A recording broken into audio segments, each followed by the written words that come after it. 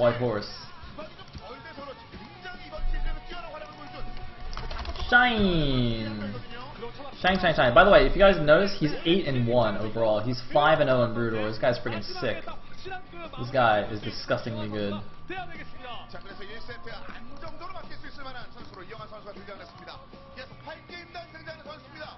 And he's going to be playing against Tyson. Alright, guys, look at this. Look at this. My predictions are true already. I'm calling all the players here. And he's only played 2 games this season. Aw, you're so boned, Tyson. You can't win. Actually, I should call him Bridge. AKA EG.derb.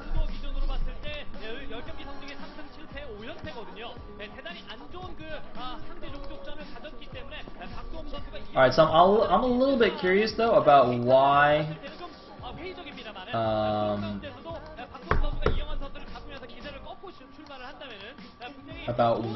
he's coming up first. Because I mean they have C and Jaehoon, right? So I don't know why they wouldn't lead with their better players. Are they just saying that, well, if Tyson takes a win, then we're like, you know, we're good to go, we're solid, and then maybe we can, and if not, we'll just come back 2-1 or something? Like, you'd think you'd at least, to set the pace, to give yourself good morale, you'd put a strong player first, but oh well.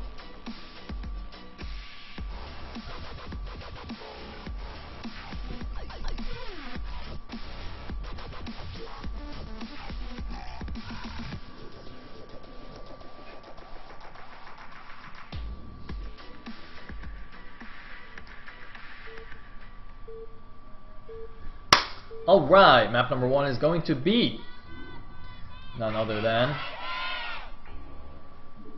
Electric Circuit? Is this what that tile set is? I can't tell.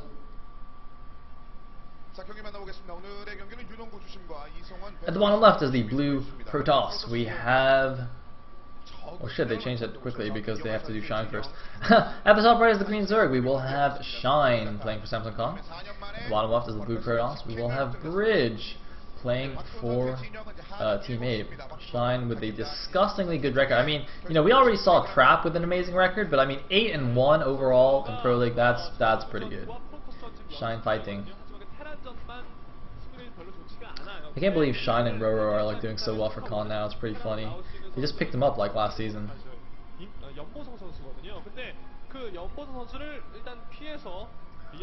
Anyway, looks like Pro going in front. Gonna do... I want to see a Forge Fastics man, but that's a funny position for that pylon. Could build 2 K-Ways there, that'd be quite funny. No, it's probably just gonna be a Forge. That, I'm not sure actually how you make a wall there on Electric Circuit. Electric Circuit is actually quite hard to make good walls on. I wonder if you have to put the Forge on top. That would suck.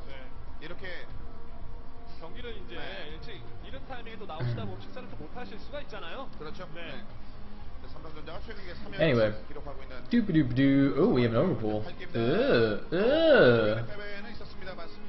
Guys, I'm not Canadian. For fuck's sake! Although thankfully that has died down quite a bit though. The Canadian thing. It's quite good. So yeah, we're gonna have Forge Fast Expand versus an overpull. The pro guy goes it straight away. By the way, if you're looking at the minimap, you're wondering like why did his probe go halfway and then go to the top right? He basically checked the 9 o'clock for an overlord and didn't see one, and he's like, okay, so my opponent's probably not top left. Because if the Zerg was top left, he'd almost certainly be scouting with his first overlord down to the bottom left. So just checks there with the probe, no overlord. All right, he's not there, so it goes to the top right.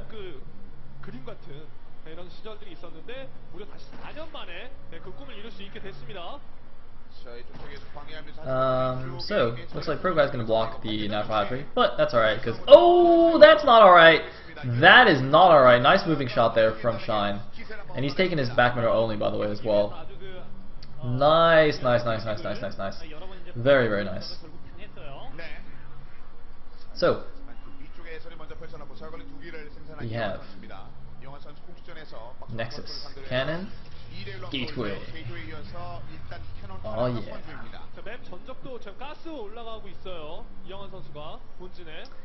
The guy that's saying I should use my British accent, that only happens when I talk to British people. Also, I really don't like a British accent. I really don't understand why it's so many people are like, oh, British accents are the best.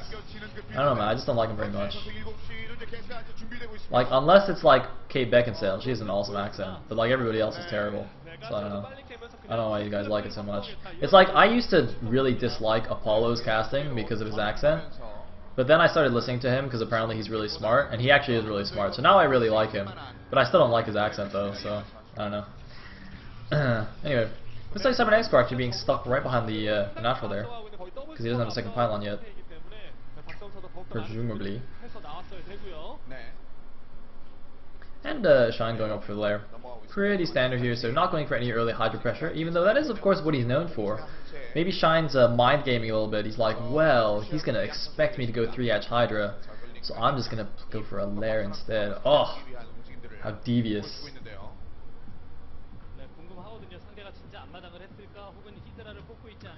So, yes, excellent. Oh, I just realized also that I haven't finished my rice pudding yet. This is quite concerning.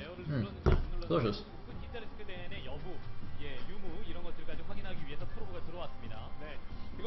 So we do have a Stargate now on the way. And a second probe scout has been sent out to go check out what's going on in the Zerg's base. No second gas actually taken just yet, which is very interesting.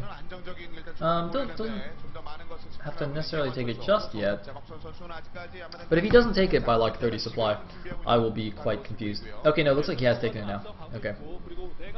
So just yeah, it's a fairly normal gas timing actually. And looks like +1 is on the way. That is relatively quickly, but he's still got a second gas in his core and all that jazz before the +1, so I don't think it's going to be any +1 timing unless I missed it. Looks like we have a Citadel on the way. The Stargate's finished. He hasn't made a Corsair yet. I'm not sure why. I guess he was just missing the money. Yeah, looks like he just was waiting for the gas to be able to start that off.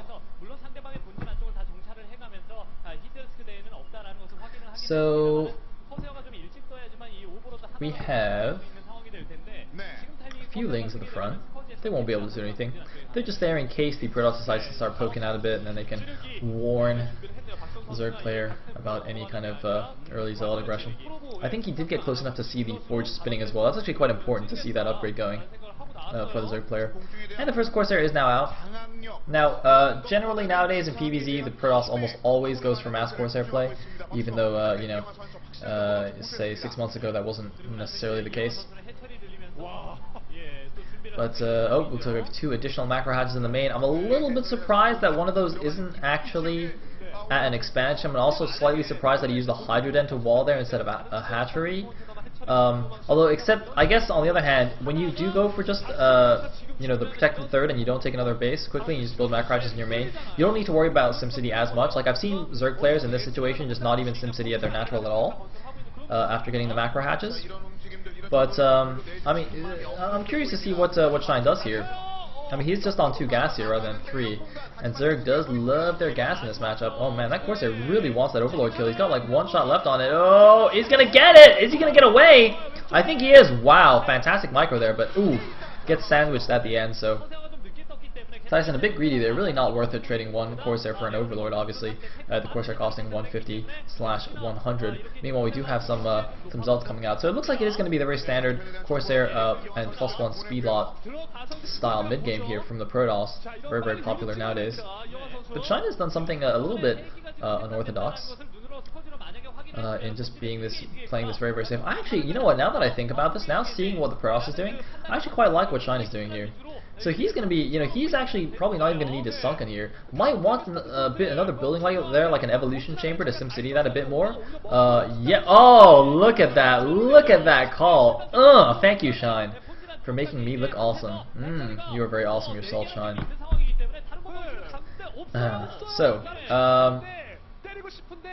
What was it? Oh yes, the Zealot's checking the 3 o'clock because he actually expects there to be a base, just like I did, and he doesn't see it there. So he's going to poke in the front here, but with that good SimCity there, and with all those Hydras out, I don't think these speedlots can do anything. I do not think they're going to do anything here. The Scourge also overhead, just giving him some vision of seeing exactly what's going on. But, okay, we do have a... Ooh, we have a Robo on the way. No, actually, that's very standard timing, getting the Robo after 4 gateways. But, Yeah, now the Protoss will be able to take his own back mineral only fairly easily, and now the Zerg's going to have to, you know, take a slightly more difficult expansion at the 3 o'clock, potentially the 9 o'clock, but almost certainly the 3 o'clock as his 4th. But he is actually going for a big attack now, and he might actually have drop. If he has drop, that would be amazing. Oh my God, Shine! Please tell me you got drop. We've actually seen some really crazy plays like this. You don't take another gas base, you just take your natural and then your mineral only, and you just go for this crazy aggression. I think we've seen actually Calm do a few really cool games on this map, in fact, doing strategies like that. So here we go. The Hydra's actually moving in here. The High Templar are out, but it looks like they don't have Storm yet. It looks like he might not even need drop. He's just going for a huge attack on the front here. Oh my God, the huge counterattack, and the Speedlots are trapped behind their own wall. Tyson, big mistake. Oh man, does he have Storm? He needs that Storm to finish. He desperately needs it. He's got the 4 High Templar there. Where's the Storm? As soon as Storm finishes, this attack is going to be over. And I think, yeah, it's just not quite going to be enough here. Shine putting on a lot of pressure, but there is the drop, as I said. Oh man, this is glorious. Shine loading up 1,000,000 Hydras. He's going into the main base. There is a spotting pylon. There's a couple of Corsairs to try and stop this. They will not take down the Overlords in time, but the Zealots they're going to be dropping the Hydras on top of Zealots. Where are the Storms? Storm! Oh, nice Storm dodge. Can we do it another one? Yes, another nice Storm drop, but there's 2 more Storms at least, but more Hydras flying in the front here. Shine looks like he's just going to try and break through here. Most of the Hydras in the main base are dead, but now all the Zealots, all the defenses are focused in the main base. Not enough units at the front. Looks like 1 High Templar does get sniped here. The cannons are going to get taken down. But that is a lot of Speedlots left, as well as the Archon, and I don't think there's enough Hydras here. He should focus down the Forge. He should kill the Forge. Finish off the Forge. Oh, he doesn't quite realize how low the Forge is. But it looks like that attack, it was so promising, but the Storms were good. There were 4 High Templars there, all with Storms, so it wasn't quite enough for Shine. He's continuing to make Hydras here, actually. That makes me a little bit nervous. His drone saturation is okay, but it's not the greatest, although I guess he is still keeping the Protoss on 2 bases, so this is still a fine situation for him. Looks like he's going to finish off the Forge now. Yep, there we go. And, oh, just going to run in here with an Overload. That's not good. Move back a little bit. We do see more and more cannons being placed at the natural for Tyson, and that's good for Shine, because that's just going to delay that back mineral only expansion. You can see that Pro's been sitting there a while. He's been wanting to make it, but obviously with all this pressure from his opponent, no way he can do that. But look at how much money Shine has banked. Shine has 1,500 minerals and 1,000 gas banked. That is such a ridiculously huge bank to have at this point in the game. Like, this is still the mid-game, right? This is the early mid-game. And he's got just so much money. I don't understand this. Alright, Shine finally spending a ton of money here. Presumably just made a bunch of stuff. He has, looks like, built a hatchery at the 3 o'clock here, taking a 4th base, doing some more drops here in the back, keeping the pressure on. But he's actually quite far behind in supply. 47 supply to 86. Meanwhile, the core spinning. Presumably that is Dragoon range for Tyson. By the way, I keep calling Bridge Tyson. That's just what I'm used to. But I hope I'm not confusing people too much here. Meanwhile, the back mineral only has been taken now for Tyson. But mutas are on the way. Oh man, this could be really effective. All the Corsairs, I believe, did go down, but there are still 2 Archons, though. There's 2 Archons. However, with good control with the mutas, it's very easy to just dodge the Archon shots, because there's no cannons in the main base at all. There's a lot of cannons at the natural, but none in the main, none at the back middle. Only the Observer sees the mutas coming in, and I mean, he's gonna have to maybe get a lucky Storm off and get some lucky Archon hits, because with good muta micro, it's gonna be so hard for those Archons to actually even connect with the Mutalisks, because the Mutalisks can just fly around the mineral line all day, and the Archons will just get stuck on the probes. Looks like a nice job by Shine, picking off a couple of these units for free. Nice Storm dodge there, and he's going to grab a couple of High Templar for free. It looks like, oh! Big Storm there on the mutas, does get one of the High Templar. The other High Templar actually manages to escape, but now going back to the probe line here. Oh my god, the probes aren't even being pulled. And there's a Hydra drop in the middle, only is Shine with fantastic multitasking. He's got to be careful though, his mutas are quite damaged now. They took half a Storm, as well as an Archon shot. The Zealots are coming back, but now the mutas can actually help out. No, those and the mutas are just going to abandon their Hydralisk allies. No, the Hydra's actually escaping into the Overlord, and now Dragoons are starting to be produced. So Bridge will have some defense against these mutas, but they're going to be very, very annoying indeed. He has to be so careful about how he positions his High Templar to make sure they don't get sniped. I mean, even if he keeps them by the cannons, it's very easy for them to just get picked off. As you can see here, oh wow, great Storm though at the end. Second Storm is very, very nice. Picked off at least 3 mutas there, but the rest of the mutas is going to go back to the main. But as you can see, it looks like they're having difficulty even just picking off these probes now that they're so low in number. And it looks like the last couple of mutas are going to get picked off finally by Tyson. But while all this was going on, you know, the 4th base has been established. It has started mining. The 3rd base, though, the mineral only has been established as well for the Protoss player. So I think the game is actually still fairly even. I mean, Shine is doing a good job with this harassment, but you know, he's losing a lot of stuff as well. Those Mutalisks are very, very expensive units. And oh my goodness, a Dark Archon is on the way. This confuses me a lot. This is actually terrible. I know that's probably not the reaction many people expected to hear, but the thing is, the Mutalisks already died, so why does he need a Dark Archon? The whole point of the Dark Archon is to Maelstrom Mutalisks, and then like grab a bunch of Mutalisks and then storm them and kill them. But if the Mutas already died, I don't see the point of this. I mean, actually, I suppose if Shine goes for a big drop and it gets Maelstromed, he could kill all the units and the Overlords, but the Mutas are already dead, man. He's like getting the perfect Muta counter after they've all been used. And you know, some people might be saying, nice snipe there by the way on that Nexus. Some people might be saying, well, you know, Sayle, he could make more Mutas and go in again. But that essentially never happens in ZVP. In this kind of mid-game situation, you do one round of Mutas and then that's it, because your opponent just gets too many Dragoons and Archons and it's not cost efficient anymore. And as you can see, he has switched into making Lurkers, because the thing is, if you make too many Mutas, you use too much gas and you don't have the gas for Lurkers. So you basically end up with a very too many Hydras in your composition, and that's very, very weak in a straight-up engagement against Protoss, because they just get annihilated by Storm. You need a lot of Lurkers because they have a lot more HP than Hydras and they do that nice little splash damage thing. So you really don't actually want to get too many Mutas in this matchup. But you know what? I think even though it's not going to be good against Mutas anymore, I'm really concerned, because if you look at this, when you go in for those, you know, multi-Overlord drops, they do tend to clump up a little bit. So I feel actually very nervous that Shine might go for some big drop attempt and get it all Maelstromed and annihilated. But I guess we'll see. Anyway, looks like some Hydra's still just chilling out here, but those Lurkers are going forward here. Now, is he going to just hit up Contain, or is he going to break down the back door? It looks like he's going for the back door. Alright. Those stacked side disruptors going to go down very, very quickly to the Lurkers. Looks like a bit of distance mining going on here at the mineral only after it got taken down, but I think Shine is in a pretty fantastic position now. Shine actually has caught up in supply. Shine now at 126 supply against the 135 supply of the Protoss, only 10 supply behind, whereas Protoss usually should be a little bit further ahead at this point in the game. Zerg is often down 20 to 30 supply, and that's considered standard. That's considered even.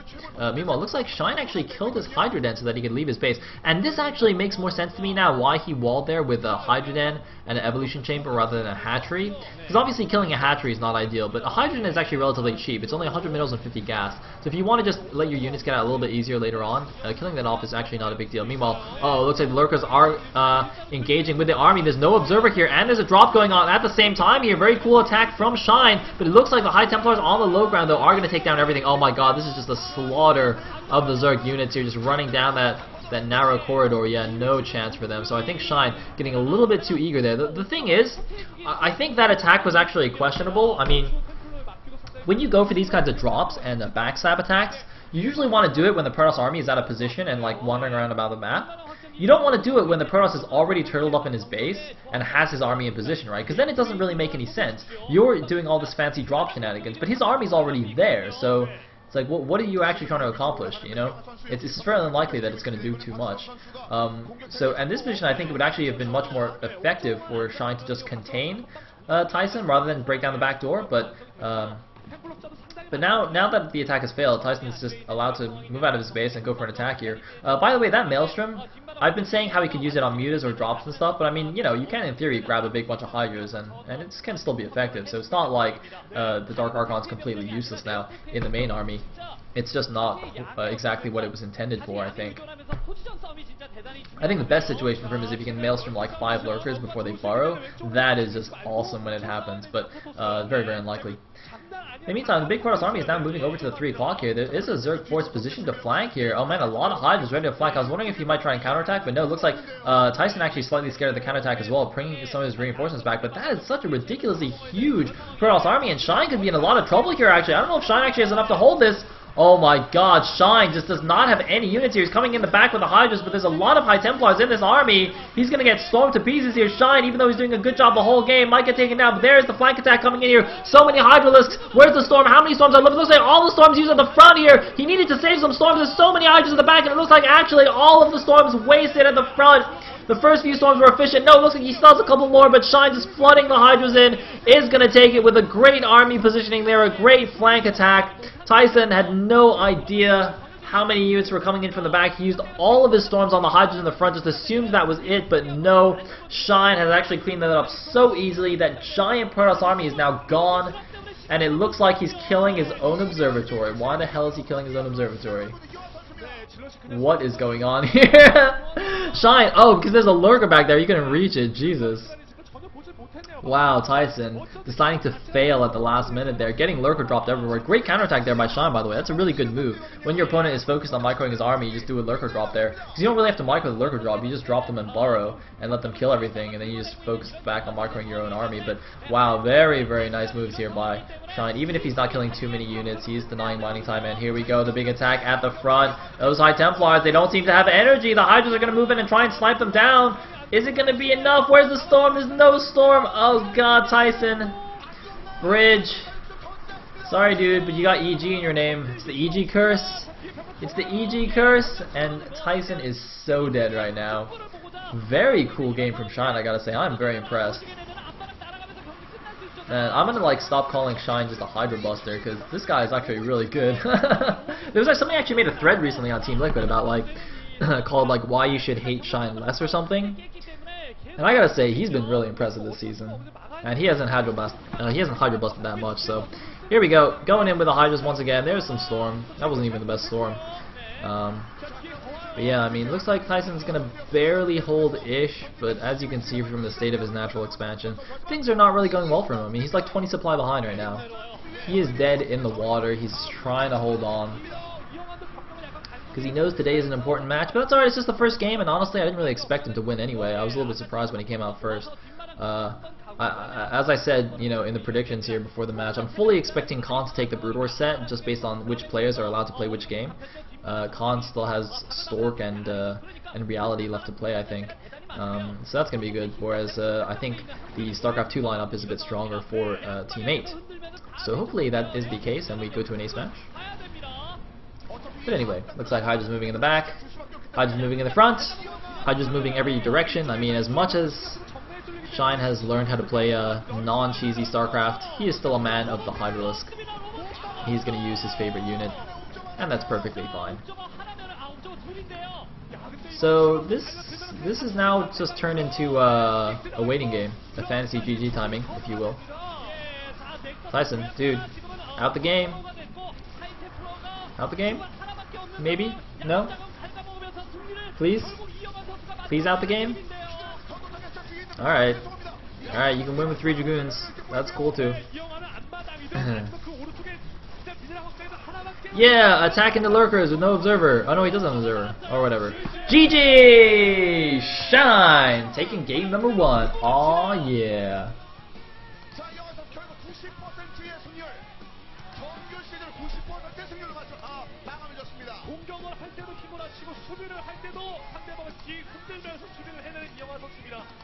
병력의 완벽한 조합이 갖춰지고 나와도 제대로 된 1-0 baby, 1-0. 뒤를 흔들어주고 정면으로 앞뒤로 싸먹는 그런 이영하 선수의 아주 멋진 폭풍 같은 태풍 같은 그런 모습이었습니다. So now I can finish my rice pudding, and we can watch a lovely commercial about racks or something.